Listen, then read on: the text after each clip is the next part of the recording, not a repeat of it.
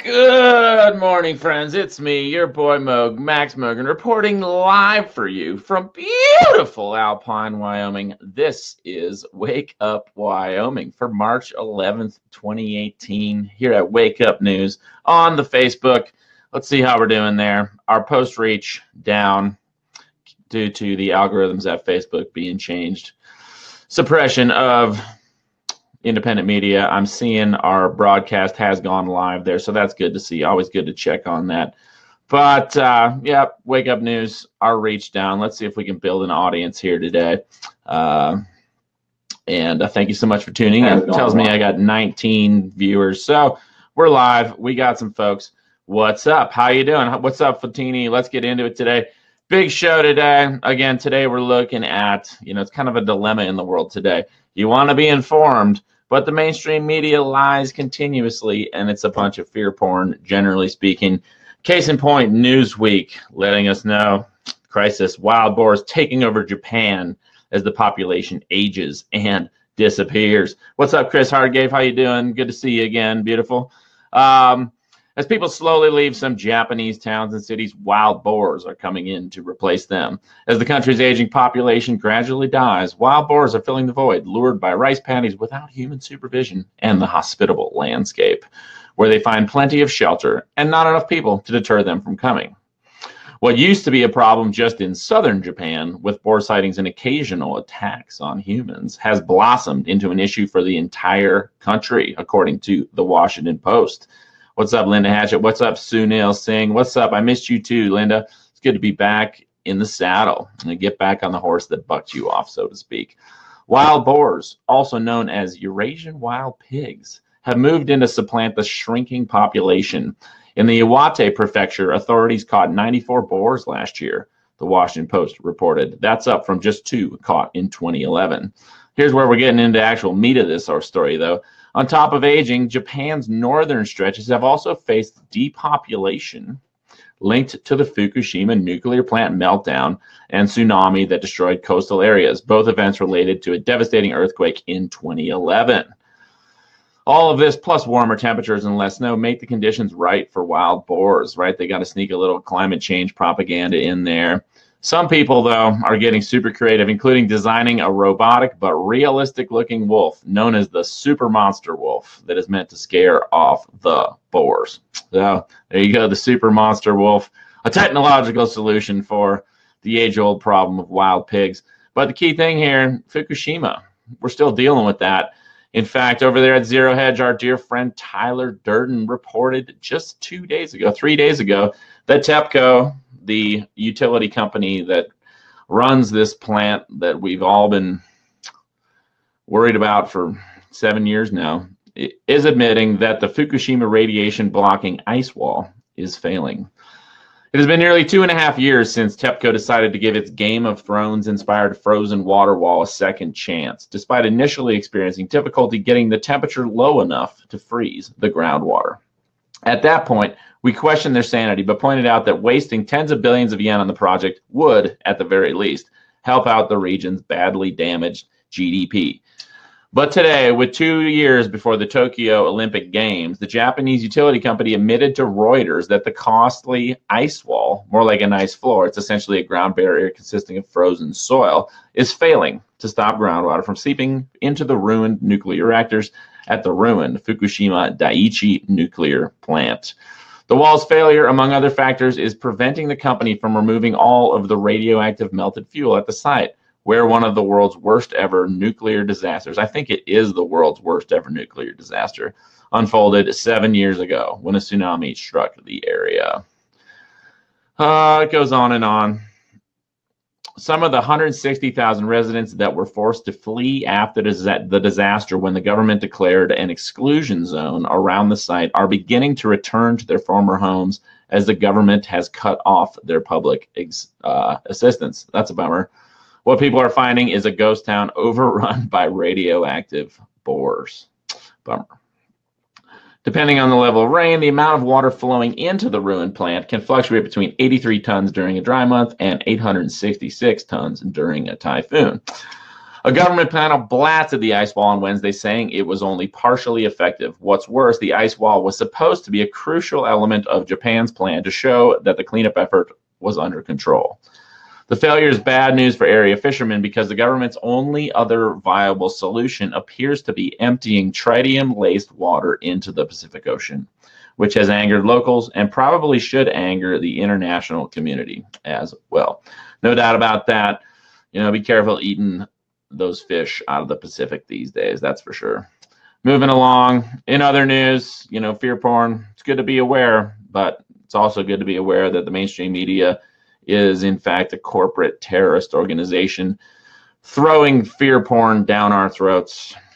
Something like Fukushima, they don't really mention it too much in the mainstream press, despite the fact that it's arguably a public health emergency all over the world.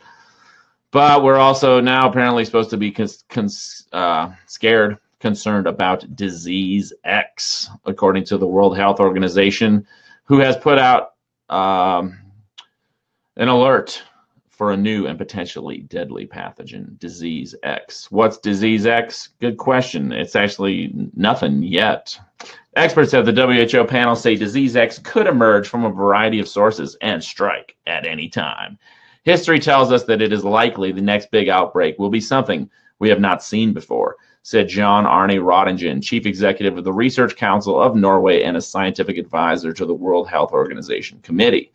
It may seem strange to be adding an X, but the point is to make sure we prepare and plan flexibly in terms of vaccines and diagnostic tests. We want to see plug-and-play platforms developed which will work for any or a wide number of diseases, systems that will allow us to create countermeasures at speed. Ironically, advances in gene editing technology, which make the manipulation or creation of entirely new viruses possible, mean that disease X could emerge through an accident or act of terror. Right? If you really look into it, a lot of things like AIDS, there are theories that AIDS came out of a laboratory. So disease X is the next big epidemic coming. Should you really be concerned about it? I don't think you should lose sleep over it, but it's just important to note, people are so terrorized these days that the incidence of people prepping for an uncertain future is increasing, and evidence of that here at Yahoo Finance. Costco selling a $6,000 doomsday preparation kit that can feed a family of 4 for a year. Right? It's good to be prepared for an uncertain future, but should you really spend $6,000 over there at Costco on it? I don't know. If President Donald Trump's upcoming North Korea summit has failed to allay your fears of impending nuclear warfare, Costco has got you covered. The Mega Warehouse Club chain is selling $6,000 doomsday preparation kits filled with enough food to feed a family of 4 for an entire year. Costco's emergency food packs include freeze-dried fruits and vegetables with a 25-year shelf life, plus other pasta and grains that can last up to 30 years. While Costco has been selling emergency prep kits since at least 2010, interest in doomsday kits has spiked recently after tensions rose between the U.S. and North Korea, the New York Times has reported. And Costco is not the only retailer profiting from apocalyptic anxiety. Sam's Club sells a $6,097 four-person gourmet kit with prepared meals like lasagna, teriyaki chicken, and beef stroganoff. Walmart sells a cheaper one-year four-person emergency food kit for $3,634.59. Keith Bansimer, the vice president of marketing at My Patriot Supply, which he says has been selling doomsday supplies since 2008, says the sales of food storage and water filters for radiation quadrupled. That's right, quadrupled after North Korea tested long-range missiles in November. He expects sales to increase again if people perceive a threat around Trump's planned talks with North Korean leader Kim Jong-un. So there you go. Prime example of the fear porn working on people with, something as absurd as the notion of North Korea launching a nuclear strike on the U.S. It's not going to happen. But the media pumps that into people's heads, gets them all paranoid. And according to Keith Bansimer, it quadrupled the sales of these kits. Moving along, in kind of good news, at least people are standing up to some things. Thousands marched to protest the Canada Pipeline expansion project.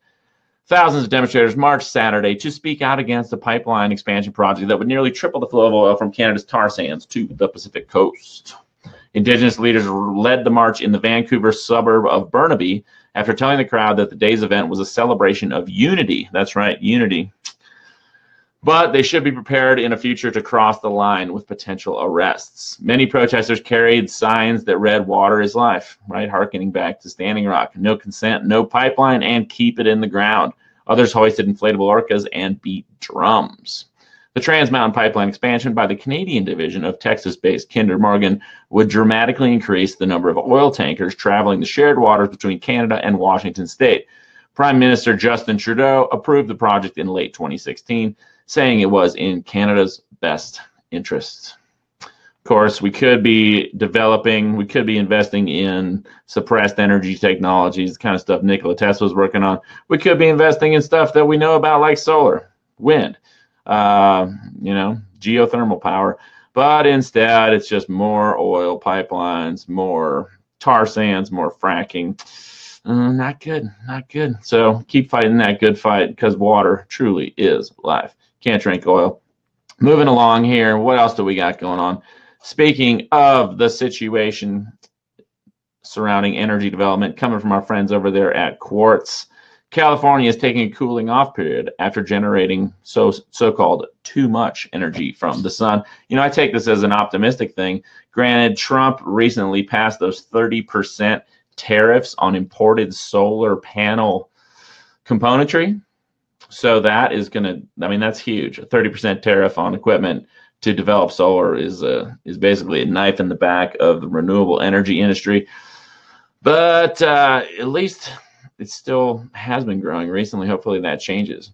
These tariffs go away.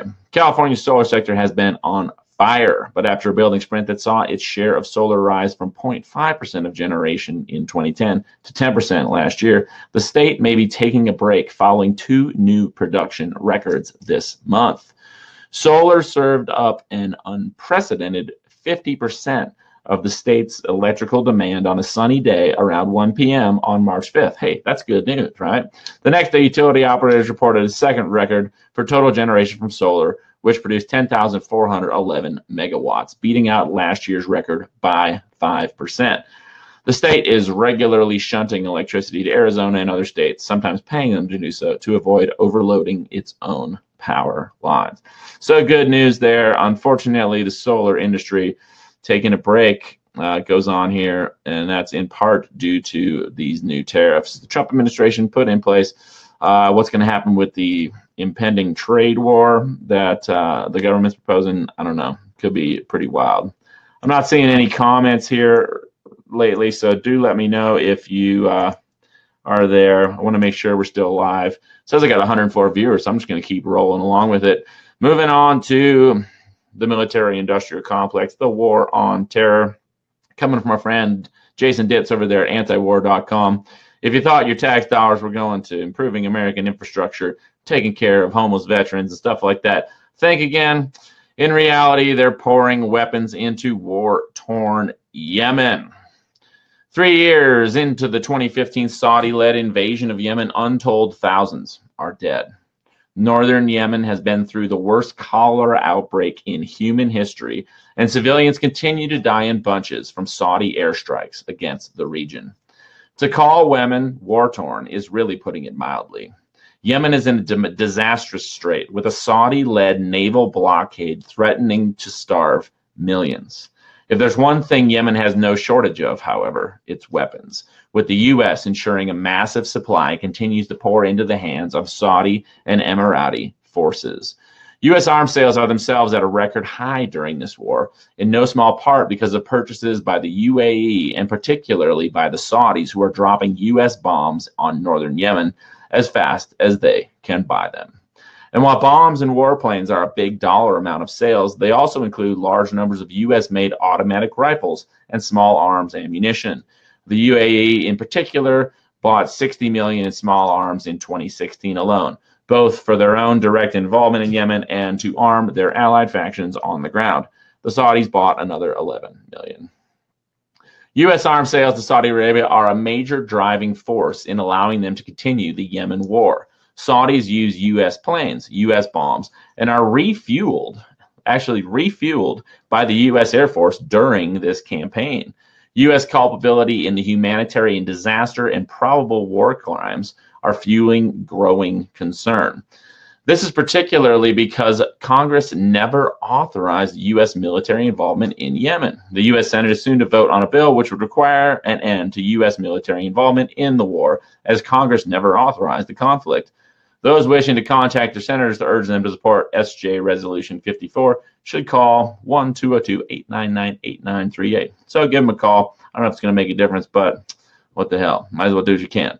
The U.S. War Powers Act requires that Congress authorize any U.S. military operations of the sort being carried out in Yemen.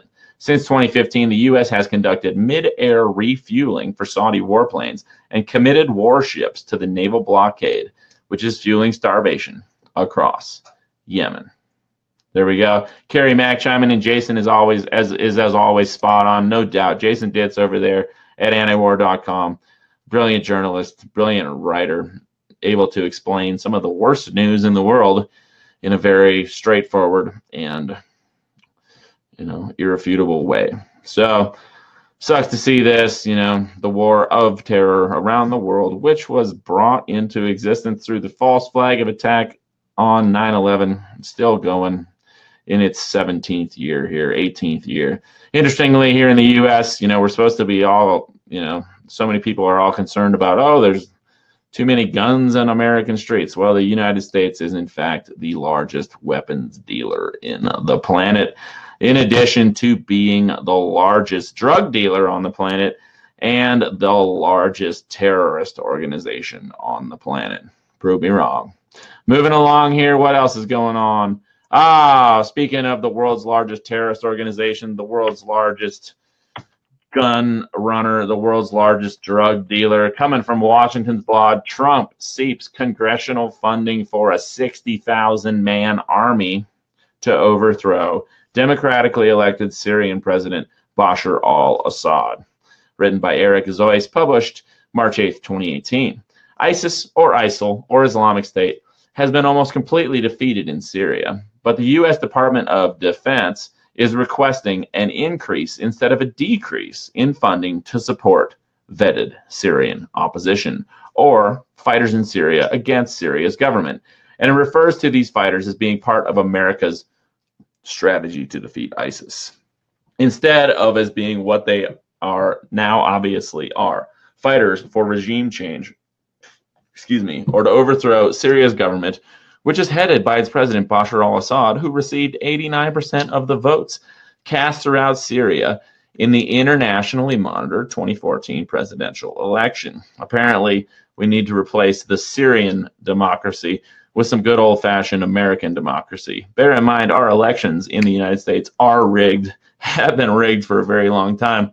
And if you watched, who is it, Same Progressive, Debbie at Same Progressive has put out some great videos recently about how deep that rabbit hole of election fraud goes. Now we've got some people in the independent media praising Congresswoman Tulsi Gabbard for attempting to implement paper ballots in addition to the easily rigged voting machines. Of course, it's important to note that if the Department of Homeland Security and various alphabet soup intelligence agencies are in charge of the voting process, it doesn't matter if there's paper ballots. Like, I got paper right here. It doesn't mean, real easy to throw paper in the trash, real easy to not report it or record it properly. Anyway, little digression there.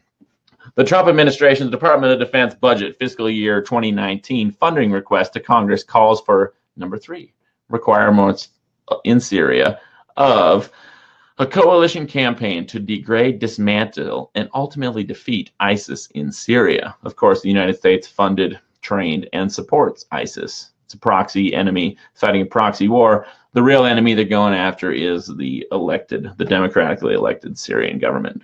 One key element of the DoD strategy to so-called defeat ISIS is to train, equip, sustain, and enable elements of the vetted Syrian opposition eligible for support under current law.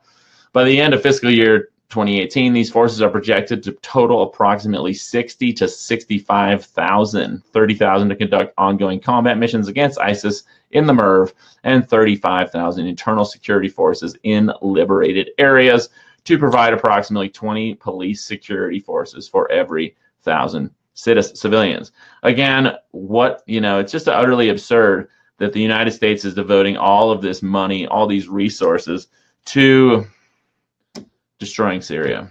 Sad to see. Sad to see. Again, if you haven't studied the situation in Syria too much, it's important to note that ISIS, the people we're supposedly fighting against in Syria, we're actually fighting alongside. And when I say we, I don't mean you and I mean our corrupt terrorist organization, the government. Moving along, what else do we got going on in the world today? Speaking of elections, speaking of the intelligence community, speaking of corruption, coming from informationliberation.com, published on March 9th, 2018, Julian Assange warns CIA officers are flooding into the Democratic Party for the 2018 midterms. If Democrats capture a majority in the House of Reps for the 2018 midterms, as many as half of the new reps will be former military intelligence personnel, according to a bombshell new report from the World Socialist website. World Socialist website, heavily censored, as they'll tell you themselves, from the WSWS. An extraordinary number of former intelligence and military operatives from the CIA, Pentagon, National Security Council, and State Department are seeking nominations as Democratic candidates for Congress in the 2018 midterm elections. The potential influx of military intelligence personnel into the legislature has no precedent in U.S. political history. If the Democrats capture majority in the House of Reps on November 6th, as widely predicted, candidates drawn from the military intelligence apparatus will comprise as many as half of the new Democratic members of Congress. They will hold the balance of power in the lower chamber of Congress. A case in point is Elisa Slotkin, a former CIA operative with 3 tours in Iraq, who worked as Iraq director of the National Security Council in the Obama White House and as a top aide to John Negroponte, the first director of national intelligence. After her deep involvement in U.S. war crimes in Iraq, Slotkin moved to the Pentagon, where as a principal deputy assistant secretary of defense for international security affairs, quite a title, her areas of responsibility included drone warfare, homeland defense, and cyber warfare. And she's one of the top candidates of the Democratic Congressional Campaign Committee, the DCCC. Yeah, so, we've got, as our dear friend, the same progressive Debbie reports, the military intelligence community taking over elections to an unprecedented extent. And now we have what the World Socialist website describes as an unprecedented influx of military intelligence personnel into the legislature, predicted in the 2018 midterms. So that does not bode well for the state of affairs in this country, that's for sure. Moving along here, speaking of corruption, the Ron Paul Institute, I don't buy into the left-right, Republican, Democrat paradigm, but I do respect people that make some sense. And the Ron Paul Institute exposes the State Department's war on political dissent. It's important to note, while we're on the topic of elections, the 2016 election primary was rigged against Bernie Sanders, right? I'm not going to say that guy would have solved all of our problems, but it's very clear that the Democratic Party, he had the popular support of the Democratic Party, or at least of the people who identify as Democrats, and he got shut down by his own people. The same thing happened to Ron Paul back in 2010, back in 2014, when he had the popular support of a whole lot of Republicans, and they shut him down. The U.S. State Department is spending millions of dollars spreading its own disinformation and propping up NGOs to destroy any individual or organization that does not toe the official U.S. government line on the U.S. global military empire. Through its Global Engagement Center, the State Department establishes, in fact, in the open, what it accuses the Russian government of doing without any evidence. Social media companies are colluding with the U.S. government to make organizations who oppose the U.S. global military empire disappear. RPI's Daniel McAdams joins the Korber Report to discuss the neocon Washington war on dissent in America. I'm going to paste this video in so you guys can watch it at your own leisure here if you feel so inclined. Obviously, the Corbett Report, James Corbett out of Japan. Brilliant commentator, brilliant human, brave, courageous human. So check out this great video. Also, I threw that one in there. If you want to support my work, you can do that. And that's how to do it right there. You know, I'm making a few bucks off of this show, but I could be making a lot more.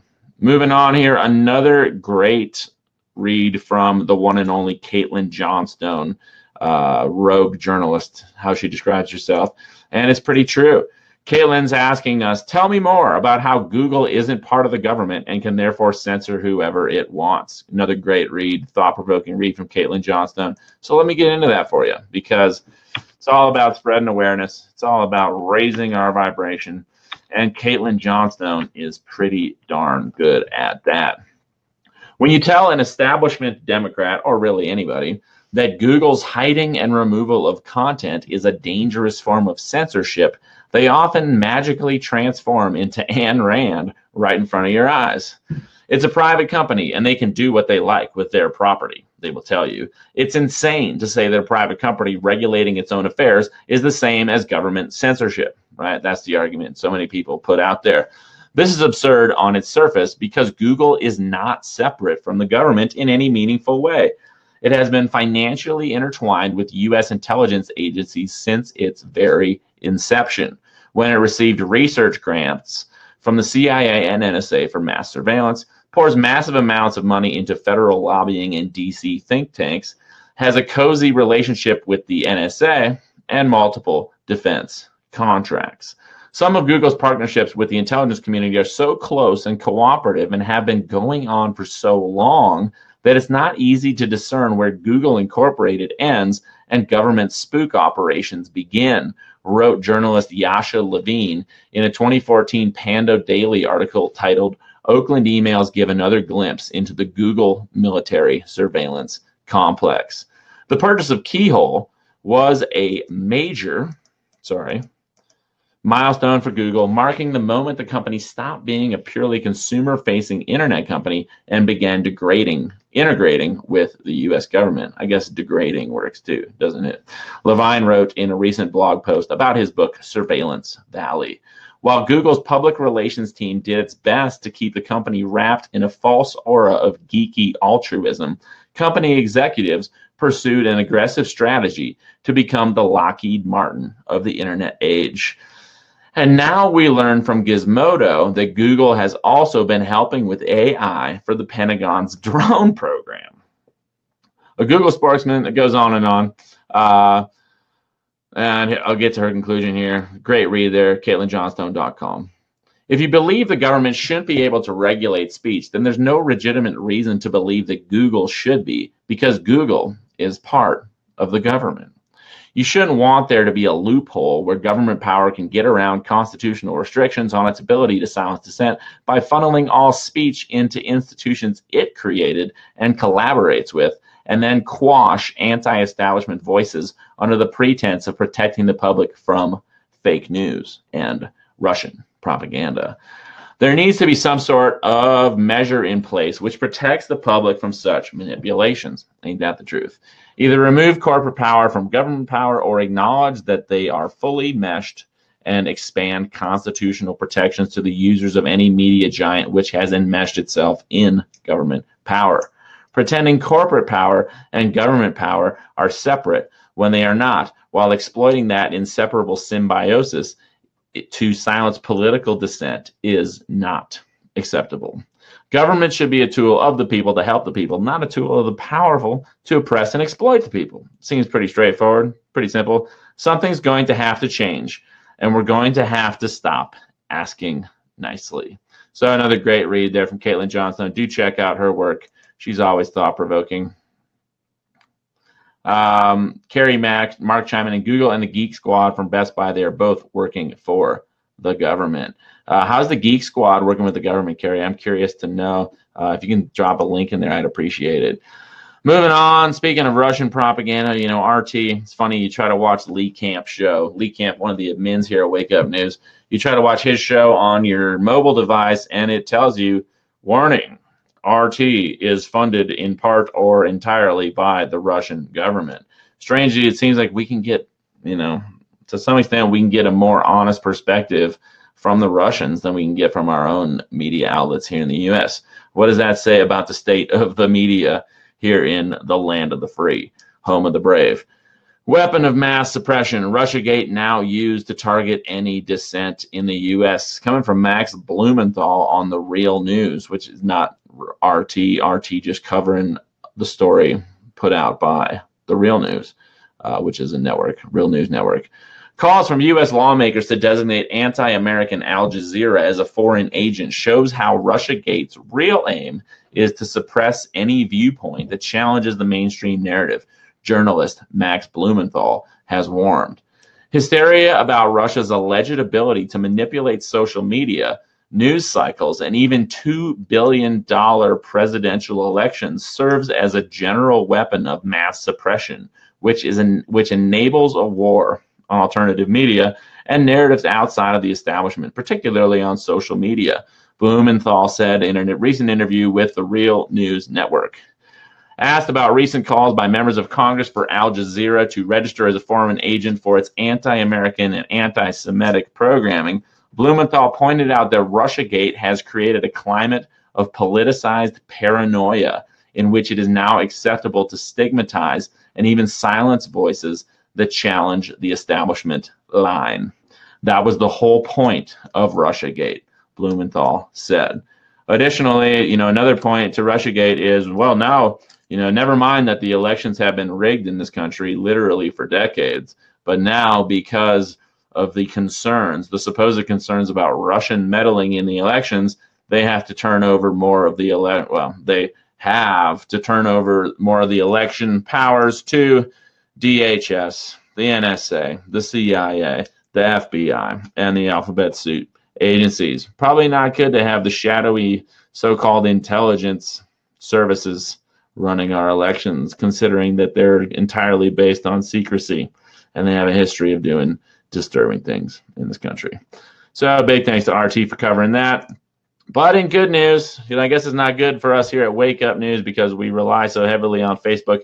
Ironically, the same platform that suppresses our information also gives us a bit of an audience. We got 82 viewers. I appreciate all you tuning in. But Facebook could be a dying entity, seeing a 24% drop in average time spent on the site, and insiders like Zuckerberg himself have been quietly selling stock in Facebook. While Facebook grapples with an explosion in overhead, expensive regulations in Europe, and possibly soon in the US, a staggering decline in traffic, backlash over conservative purging, and the recent pedo questionnaire. Did you see that? That was pretty wild. And a former executive who went public in December with his tremendous guilt over helping to hook people on the internet crack that is social media. The Silicon Valley behemoth is facing a new challenge, a 24% drop in the average time spent on the site.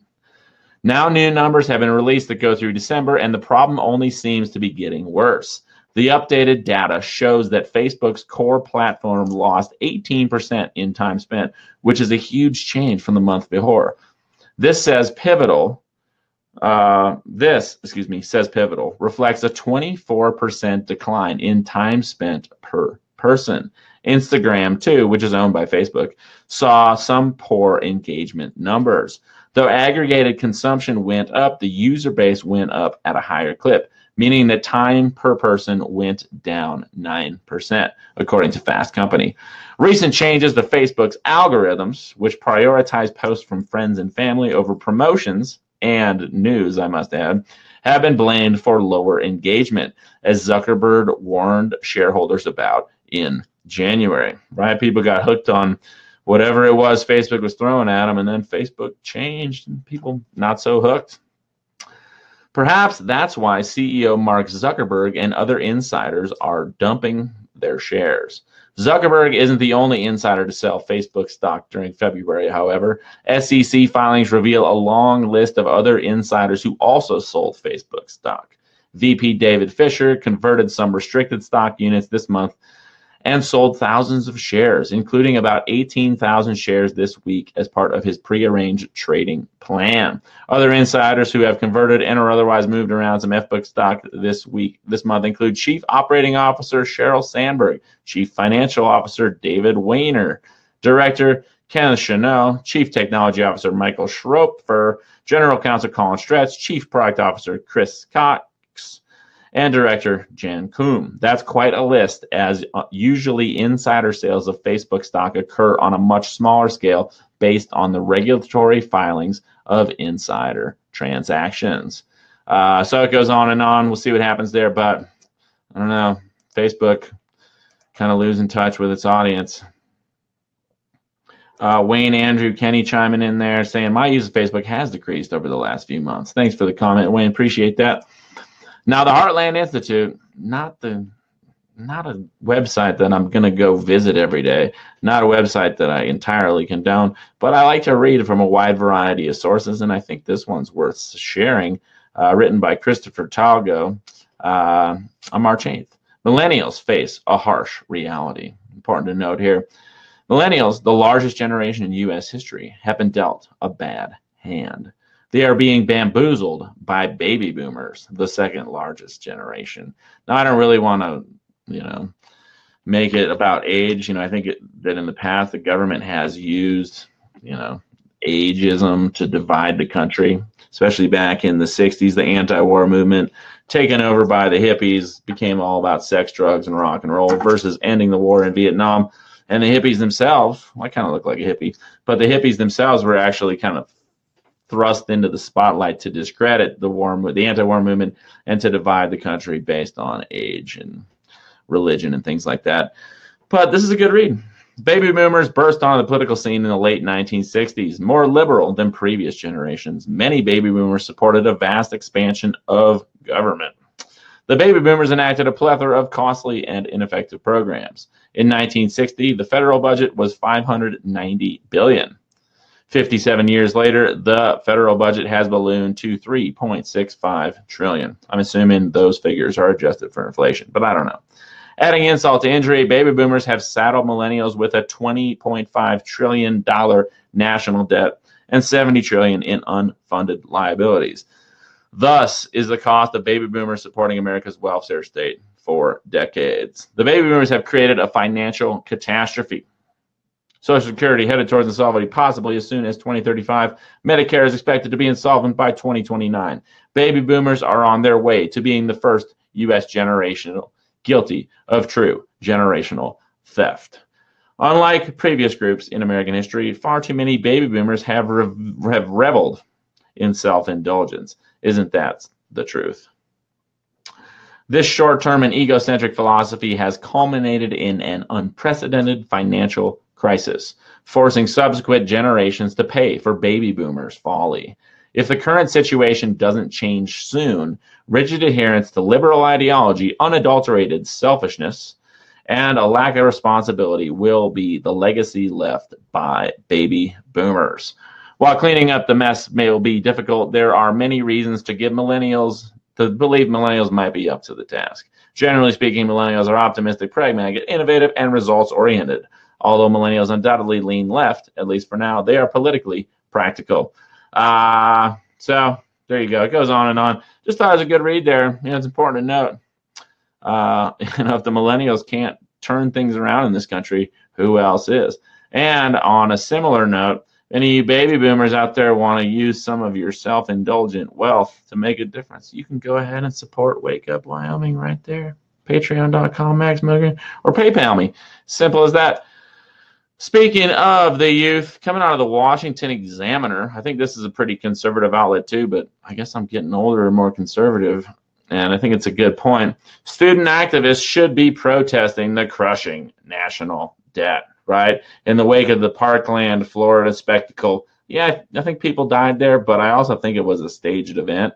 If people have done their homework on that one, it sure looks like the government had its hands in this event as well. Definitely, regardless of who was behind it, it was sure used to terrorize the American people and to push an agenda. Now, maybe you're for gun control, maybe you're for people just being able to own whatever guns they want. Wherever you want to be, wherever you stand on that spectrum, bottom line is it's an argument that there's no easy right answer to. It's kind of like the pro-life, pro-choice debate, right? Everybody is in favor of life. Everybody's in favor of choice, but when it comes to babies and people's freedom and all that, it becomes a very murky issue. There's no easy answer there. The gun control debate, similar. Now, everybody that, whether you're on the left or the right in gun control, whether you're for more gun control or against more gun control, you're probably for safety. Everybody's for safety. Some people think more guns make us safer. Some people think more guns make us less safe. Some people think that having the government have a monopoly on force would make us safe, while other people, like myself, I must admit, think that the government really can't be trusted because it's kind of the world's largest terrorist organization and the world's largest arms dealer, the world's largest drug dealer. They lie to us all the time. They terrorize us all the time. Probably not a good idea if they're the only people with guns. That's just my opinion. But the point I'm in a roundabout way making here is, in the wake of the Parkland shooting, in the midst of this situation, they threw all these kids into the spotlight, 17, 18-year-old kids. I don't know about you, but when I was 17, 18 years old, I was dumb as shit, right? And maybe we shouldn't be allowing 17-year-old kids to, dictate the national dialogue, but that seems to be what the mainstream media is all about.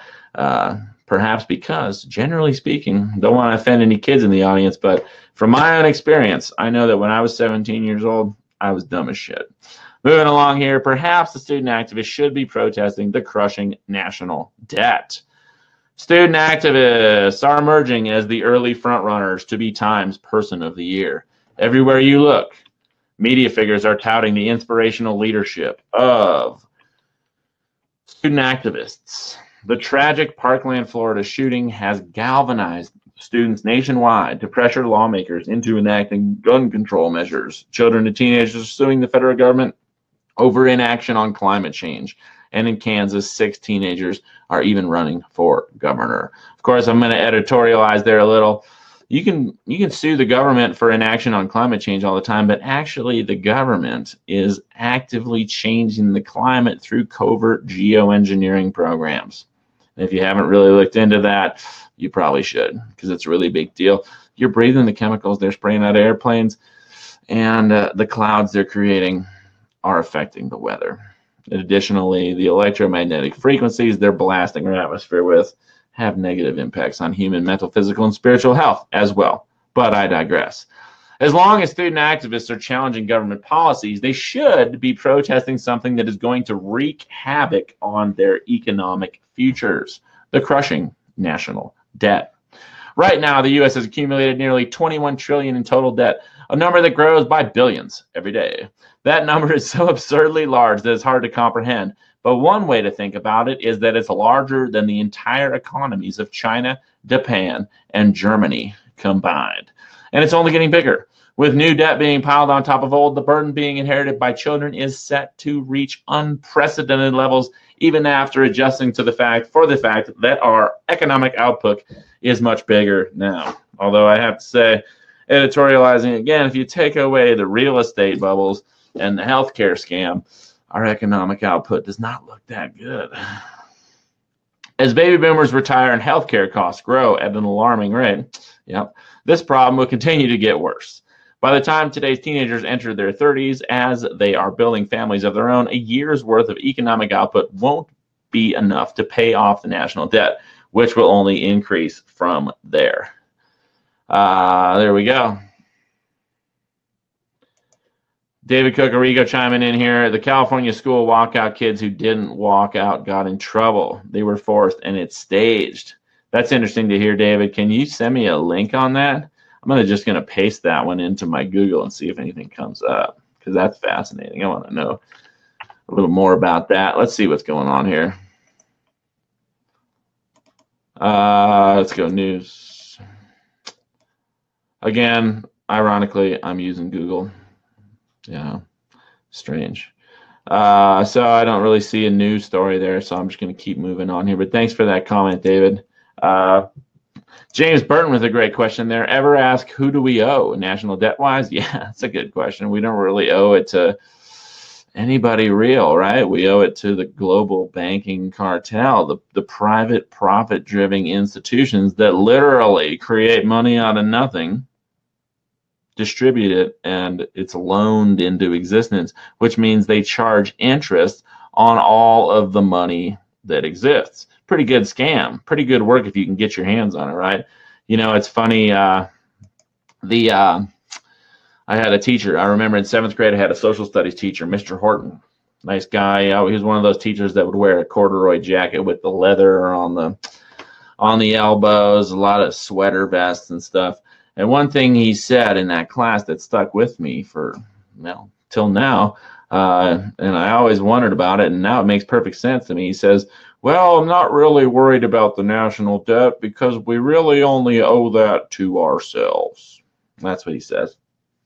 Carolyn Landis Lowry with a good point here. Our frontal brain is not mature until the age of 26. Do the math. Knowing this, how can our government give pressure to enlist and all that involves? That's a really good point, right? You know, it's funny, if we want to talk about violence in America, maybe we should talk about the fact that the military glorifies violence. And, you know, you watch TV, like the X Games, for example, all those snowboarding and skiing events are sponsored by the Navy. So they have commercials for the military where you got all these people flying around in C-130s delivering boxes of aid, right? They're never going to show them just mowing down villages of innocent civilians. They're never going to show footage of drones bombing innocent people all over the world. They're never going to show the ecological devastation of war, the real human cost of war, but they're going to glorify the military to children, you know, impressionable, dumb as shit, 16, 17, 18-year-old kids brought into the world's largest terrorist organization, sent all over the world, and you wonder why they come back with the PTSD. You wonder why kids are so obsessed with guns and violence and stuff. When the media, you know, heaven forbid kids like watch a movie that has like a realistic sex scene in it or something. But you can just have them playing video games where they literally simulate murdering people for the government. Games like Call of Duty. Yeah, some kid wants to spend 8 hours a day playing Call of Duty. That's fine, but heaven forbid you show them, you know, humans getting it on.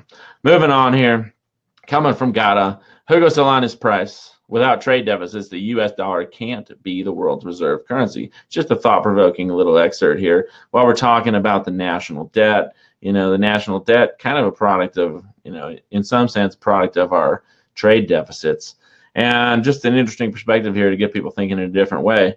Hugo Salinas Price, president of the Mexican Civic Association for Silver, remarking on President Trump's tariffs and potential trade war to eliminate the trade deficit in the United States, notes today that no country can issue the world reserve currency without running trade deficits to spread its currency throughout the world. Salinas Price writes, so the exorbitant privilege of the United States, the production of the world's fundamental currency, which allows it to purchase anything in any amount, in any place, at any price, produces automatically the fundamental need of foreign countries to undersell U.S. producers. If the dollar is no longer to be the world reserve currency, Salinas Price concludes the only replacement will be gold. Take it for what it's worth. His analysis is headlined, Bad Karma brings bad consequences for those who practice it. And it's posted at the Silver Association internet site here, plata.com.mx. Let's see. Frederick Coombs, I don't really understand your comment there. Please elaborate there. The end of cheap debt will bring a wave of bankruptcies coming from the Mises Institute. Austrian economics, freedom, and peace. Sound like good things to me. The end of cheap debt will bring a wave of bankruptcies. Published by Daniel LaCalle on March 7th, 2018. I don't know what you're talking about, Frederick. Sorry, man. The end of cheap debt will bring a wave of bankruptcies. The end of the era of cheap money highlights the risk of Enron-style bankruptcies in many sectors, including renewable energy, With the path of three rate hikes in the United States in 2018 confirmed by the Federal Reserve and a nervous equity market, the challenges are more evident than ever. The past 8 years of massive liquidity and low rates, right? That's money printing. And instead of loaning it into existence at high interest rates, the banking cartel has been loaning it into existence at low rates. Not because they're feeling exceptionally generous these days. They're just pumping up the economy, building the next bubble, which is going to pop eventually. Many companies have used this massive liquidity and low rates to increase imbalances and create complex debt structures. In fact, corporate net debt to EBITDA levels is at record highs. About 20% of U.S. corporates face default if rates rise, according to the IMF. Okay, so if 20% of U.S. corporations might default if the rates rise, why are they raising the rates? And the number of zombie companies has risen above pre-crisis levels, according to the Bank of International Settlements. That's the BIS. They kind of know what they're talking about, too, considering that they're like the big bank above all the other central banks of the various nations in the world, right? This is particularly evident in the renewable sector, where even in years of high liquidity and low rates, bankruptcies soared. This goes on, so check it out if you want to. And over there at David Stockman's Contra Corner, he was on CNBC just the other day. Pretty good writer. I'm going to read his stuff because I think he's on point with this one. The everything bubble, waiting for the pinned. Yesterday, we noted the financial markets have become completely uncoupled from reality, and that the recent feeble bounces between the 20-day and 50-day chart points were essentially the rigor mortis of a dead bull. As it happened, we were able to share those sentiments with what remains of CNBC's audience of carbon-based units. As we noted, as per the chart point mavens, the 20-point average down at 2703 red line on the S&P 500 was supposed to represent support, while the 50-day average blue line purportedly functioned as resistance. Well, upon the official announcement of the Donald lunatic trade war, there she sat at yesterday's close, less than 1 point under the 50-day moving average at 2739.2. But rather than resistance, which the raging robo-machines ripped through today like a hot knife through butter, we'd say the blue line represents the last frontier of sanity. That's because a stock market trading at 25 times earnings under today's baleful circumstances is nothing less than a Brobdingnagian bubble, i.e. a huge one, frantically searching for a proverbial pin. Brobdingnagian, that's our word for the day. I'm going to look that one up here real quick. We essay the razor-sharp aspects of the pin below, but suffice it to say here that the cyclical calendar has just plain run out of time. It is way, way too late in the cycle at 105 months of age to be pricing in anything except the end of the party. And this bubblicious party has embodied the most spectacular central bank-fueled mania yet, meaning that the morning after is going to bring a truly hellacious hangover in a financial sense. Moving on here. Brobdingnagian. I'm mispronouncing that. It's a hell of a word, but it means gigantic or a giant. So now you know. Add that to your vocabulary, and then people will look at you like you don't know what you're talking about, even more so than they do already. Let's just do an image for that. I just want to see what happens if we search for that. We got a whole bunch of giants, references to Gulliver's Travels. Very interesting book if you haven't checked that one out. Not sure what's going on there, but trippy ass, old school, crazy costumes. Looking at the stock markets today, though, you wouldn't know we were on the verge of a big old bubble popping because the Dow is up. You know, on Friday, the Dow's up 1.77%, NASDAQ up 1.79%, the S&P up 1.74%. Funny how they all go up by pretty much the same amount in the same day, right? Yeah. Carolyn Landis Lowry, I feel your frustration. She's chiming in there with a great comment. Lunatic trade war. Laugh out loud exactly. Bottom line doesn't recognize fair distribution. I feel ya. I feel ya. Speaking of markets, let's look at the crypto markets. It's been a wild ride if you've been playing the crypto game. But today, everything's in the black. It seems like everything goes in the red. Excuse me, everything's in the green today, aka the black. Today, huge moves in the crypto space. Everything up between 3 and 12% in the big guns there. Across the board. The only thing that hasn't gone up is Tether, which is linked to the price of the US dollar. So that one, they try to keep that one flat at zero all the time. But you can see across the board, the only coin that's gone down is Ox. Pretty funny how the crypto space moves in concert like that. A few other coins here as we get down towards the bottom of the first page, taking a hit. But cryptos, it's a wild ride. Hold on to your hats if you're getting into it. Of course, no shortage of FUD, fear, uncertainty, and denial coming out of the mainstream media surrounding the crypto space. This is a good example of it coming from Forbes. Jason Bloomberg, sounds like a real financial guy there with the last name Bloomberg, writing at Forbes, telling us we need to shut down Bitcoin and all other cryptocurrencies. Okay. Jay Stirrs asking, what's the market cap? I think I just checked it. I think it said 390 billion. Yeah, 392,972 billion. The all-time record high of the market cap around New Year's, early 2018, late 2017. The market cap peaked out at $829 billion. So it's less than half what it was. Anybody that bought in at the top of the crypto markets has taken a serious hit there. But I don't know. Cryptos seem like a potential solution. I'm not saying it's going to save the world, but that's what some people designed them to do. And you see the mainstream press continuously bashing on them. Jason Bloomberg here at Forbes, contributing to the FUD, the fear, uncertainty, and denial surrounding the crypto space. Last week, Jason Bloomberg wrote an article on illicit crypto mining, how hackers are sneaking cryptocurrency transaction processing software onto corporate networks, personal computers, and other devices. Jason attempted to raise the alarm, calling this threat the most dangerous of 2018, but he didn't go far enough. In his opinion, however, prevention and mitigation technologies will never work well enough. There's only one way to slay this beast of illicit crypto mining, and that is making all cryptocurrency illegal, according to Mr. Bloomberg over there at Forums. He goes on and on. He says the problem is the permissionlessness of cryptos. He wants he wants reputable organizations to be vetting all this, aka he wants the banks to take it over. The problem, according to Mr. Bloomberg, with permissionless public blockchains is that anybody can sign up as a miner, which means that there's nothing stopping criminals from doing so. Not all mining enterprises are criminal, of course. There are plenty of people building mining enterprises that are perfectly on the level.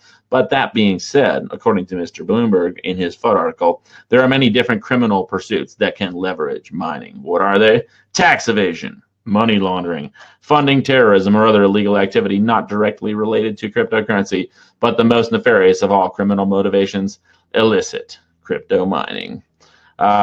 James Burton chiming in, Chrome has bit mining now. Wow, can you give me a link to that one? That's interesting. So anyway, no shortage of FUD. This is just an example of it. It's out there. It's all over the place. But just kind of a funny little aside here. Mining for cryptocurrency can now heat your home. Coming from Digital Trends, posted on March 9th.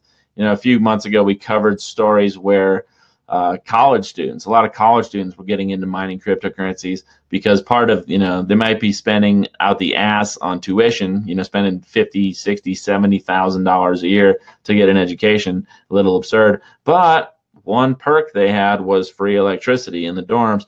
So a lot of college kids all over the world getting into mining cryptos. Of course, the big concern for them is all the heat generated. And really, to be honest, you don't really want to live in the midst of all the electrosmog produced by powerful computers running. You don't want a computer running right next to your bed in your dorm room 24/7. But what the hell? Zap the kids.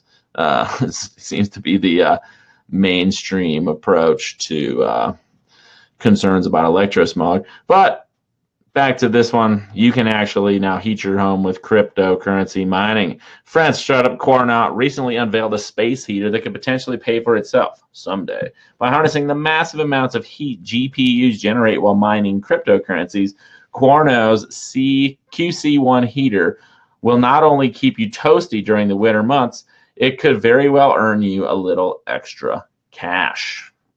There you go. Mining cryptos, nice little wall-mounted unit there, designed to heat your home, mining for crypto. Frederick Coombs has been having no shortage of comments here today, so we're going to look you up, Frederick. I don't know, you keep talking. I don't really know what you're talking about, but you know what? I'm going with your recommendation because it's what we do on this show.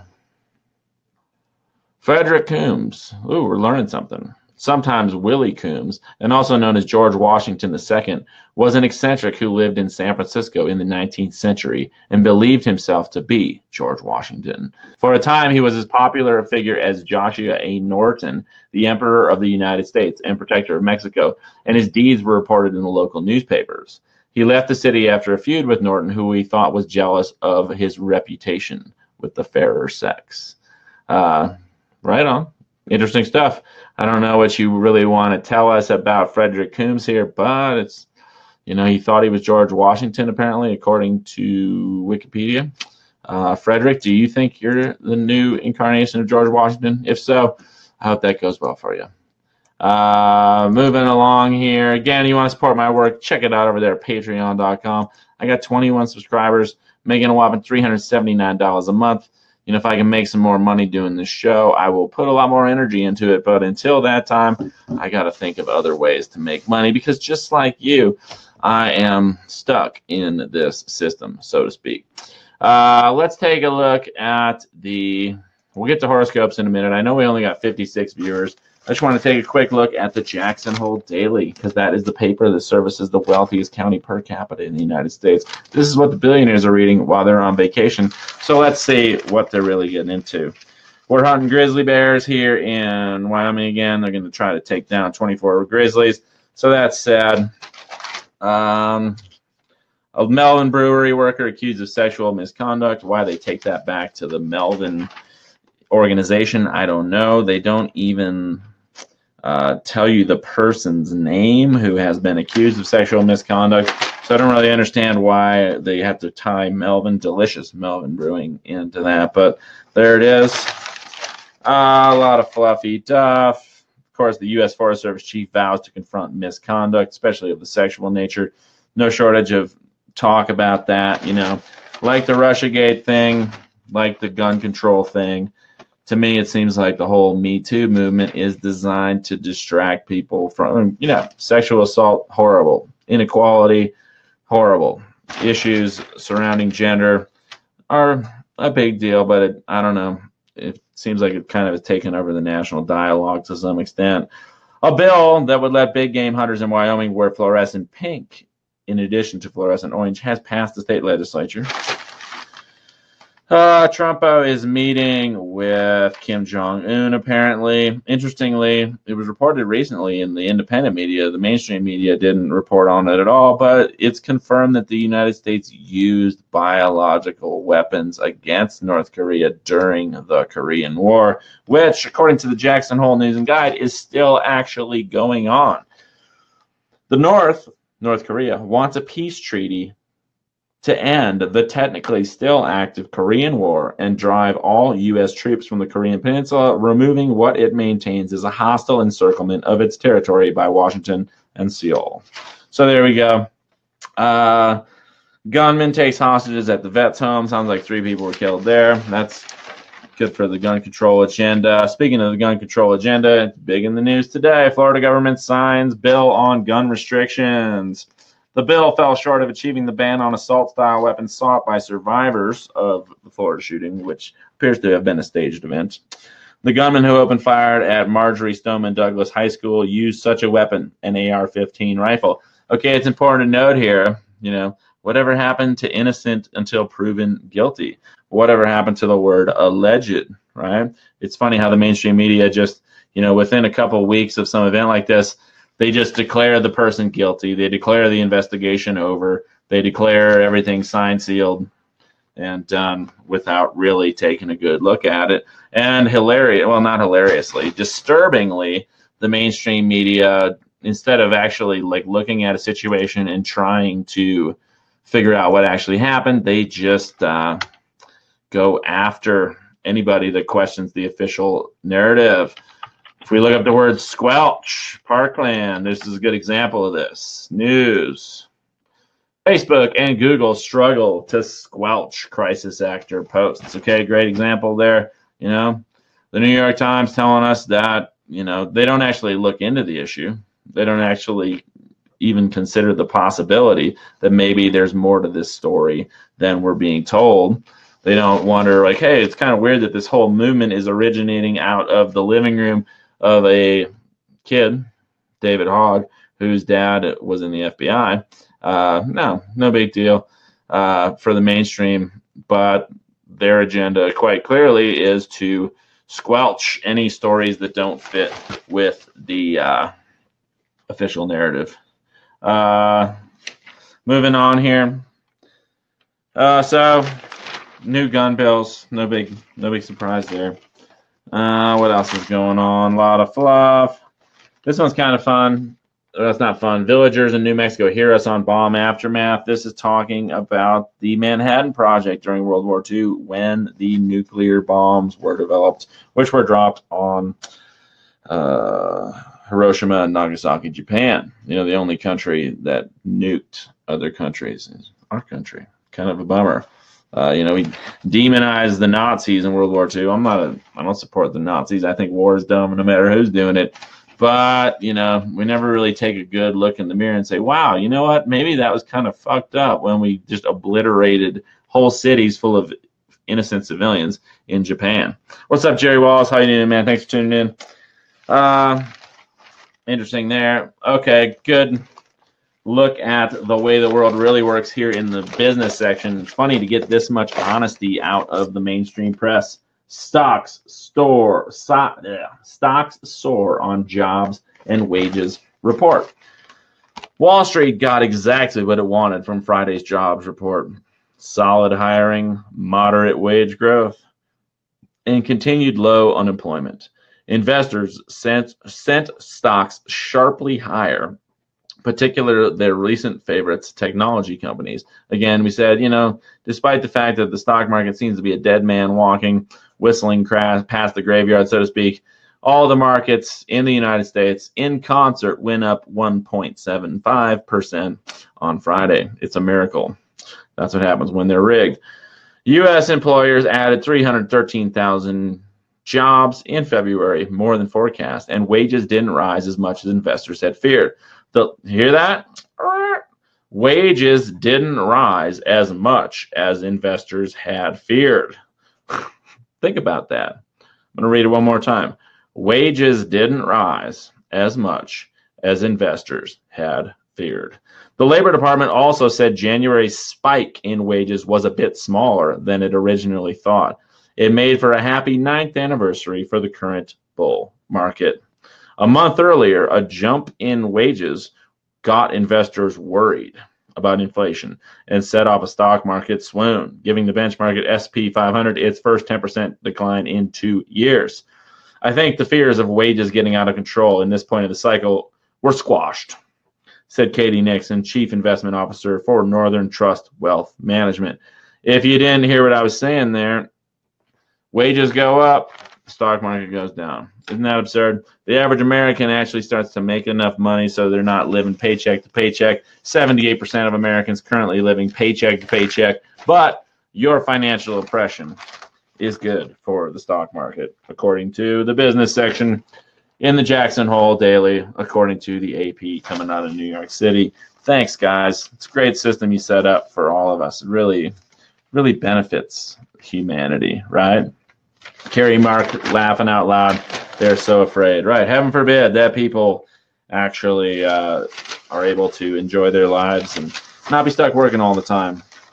Then it's just more fluff. News, classifieds. Of course, here in Jackson Hole, there's no shortage of shitty jobs that pay low wages, but good luck finding an affordable place to live. And that's your Jackson Hole Daily for the weekend. Let's get into the scopes, although I really want to do this because I haven't gotten to do it in a long time. Shredding the mainstream. We try to make sense of it all here at Wake Up Wyoming.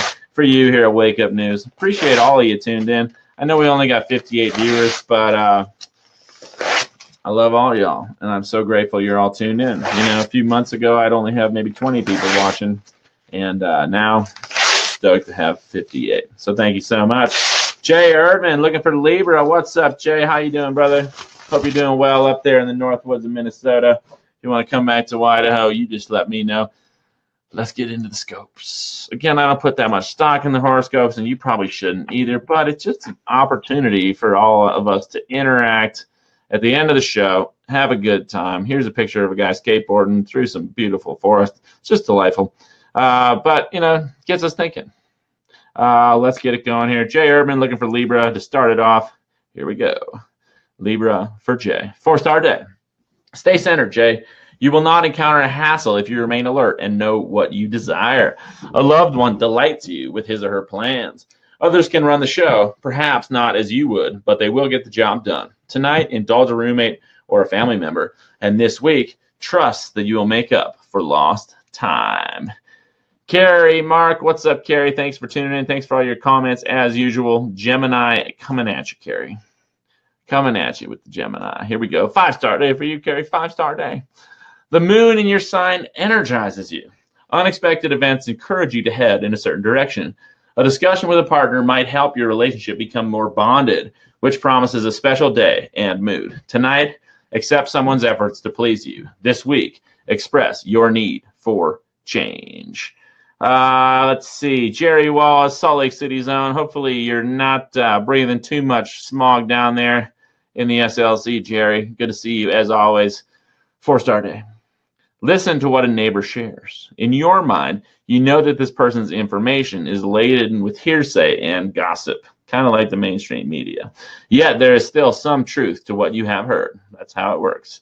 Internalize the conversation and you will know what to do. Tonight, visit with a loved one over dinner. This week, return calls Monday before scheduling an appointment.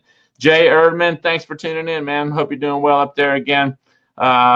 With school and all that. Thanks for tuning in. Really appreciate that.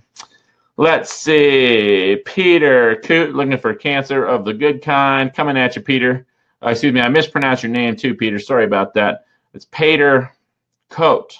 Peter Coat. You've corrected me on this in the past, Peter, so I apologize for the mispronunciation. Coming at you, sir. 4-star day. Defer to others and listen to what they share. The unexpected energizes you. You are likely to find that a loved one or close friend has changed and approaches situations differently. Detach and look at the long-term implications of this attitude.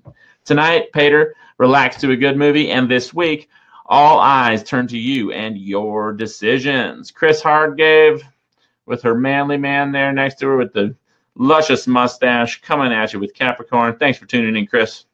4-star day. Know what you want, but understand that a surprising event or call could point to changing your plans. Perhaps you will have to postpone a specific goal, but not for long. You sense that someone is going to do before he or she acts. Tonight, do exactly what you want. Sounds like good advice. And this week, intrigue surrounds communication and news. So enjoy that. Simonas Kiseliovas, namaste to you too, friend. Geo Folds, Leo, coming at you, Geo, with the Leo. Peter Giampetro, looking for Leo too. Sorry for mispronouncing your name there. Here comes the Leo, folks. Thank you so much for tuning in. You're having 3-star day, so hang in there. You might be eyeing a project that needs to be completed. For many people, this could involve your taxes. For others, it could be a half-done project at home. You'll be delighted when you finally are finished. Those closest to you will want to celebrate. Tonight, time to relax. This week, like it or not, you will not dominate. Others will. So there we go. Peter, thank you, sir. Thanks for the reminder. He also asked, have I been skiing lately? Yeah, I've been skiing quite a bit. And on that note, I think we're out of scopes. If anybody else wants their scope read, I guess I should read mine. I'm a Taurus. I'm having a 5-star day. You might want to take the day off and get some extra R&R. Ironically, this is the first day I'm doing the show in quite a while. You will need to distance yourself from many of your friends in order to take a much-needed time out. Be more in tune with what is possible. If you can, make your Sunday calls. Tonight, try something new. This week, take the lead. Monday. So there we go. That's my scope. Let's see if we got anybody else looking here. Frederick Combs, George Washington 2.0, looking for Virgo. Here you go, Frederick. Thanks for your comments today. I don't really understand everything you're saying, but I appreciate you being here, tuning in, and I learned something thanks to you today. 5 stars, Frederick. Respond to a loved one's request without judgment. You are full of get up and go. Presently, you are more willing than usual to go along with what is happening. Your flexibility delights those who are around you. Tonight, be open to a new place or a new type of cuisine. This week, get as much done Monday as possible. Terry Bedell looking for Capricorn. I already read that one, so here it is up on the screen. Feel free to check that one out. Peter, sorry about mispronouncing your name. Looks like you're swearing. My bad. And Jerry Wallace looking for Sagittarius for his daughter. Let's get that for you. 3-star day. Be aware of the cost of proceeding as you have been. You might not like the outcome. An ounce of prevention works well and does not force your hand. Remain responsive to an older family member. Tonight, make sure you have no obstacles. Then let go and watch a good movie. This week, expect to be working late most of the week. Terry Bedell, you're welcome. Here's that Capricorn up on the screen as well. Thank you. Anybody else wants their scope read, lay it on me. Otherwise, I'm winding this show down for the day. I'm going to go have a lovely day. I'm going to, maybe go take the dog for a walk, do some projects around the house, try to make a little money. If you want to support my work, you like the show, a couple bucks a day. If I could find, you really think about it, if I could find like 1,000 people willing to throw $1 a month at me, that would cover my costs. Instead, I got 21 people ponying up $379 per month, which I'm extremely grateful for. Thank you to all of you on Patreon, people that support me on PayPal. If you really want to send me some money, you can send me some cryptocurrencies. I'm trying to do this for a living. I have to admit, been a little lazy with it lately, but you know what? Life happens. Got to make money somehow. Pater Coat, chime in and hug your dog for me, will you? Yeah, I will. I will do that, Pater. Thank you, sir. I'll do that. And Terry Bedell, you thank me for broadcasting. I thank you for tuning in. On that note, I'm signing off. Here at Wake Up News. Check us out. Like us, share us. Tell your friends. Subscribe. And, let's keep fighting to make this world a better place.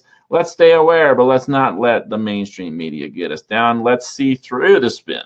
Let's read between the headlines and all work together to try to raise awareness, raise the vibration of our entire species, and expose corruption, all that good stuff. Really is up to us. What's more important than that in the world right now? Really, we could be living in like the golden age of human existence. And in some ways we are. But in other ways, the world is more messed up these days than it ever has been. So let's do what we can to embrace the good, expose the bad, and stay woke, as Frederick Combs, George Washington 2.0, so eloquently put it there. Stay woke, my friends. Your boy Moog, signing off.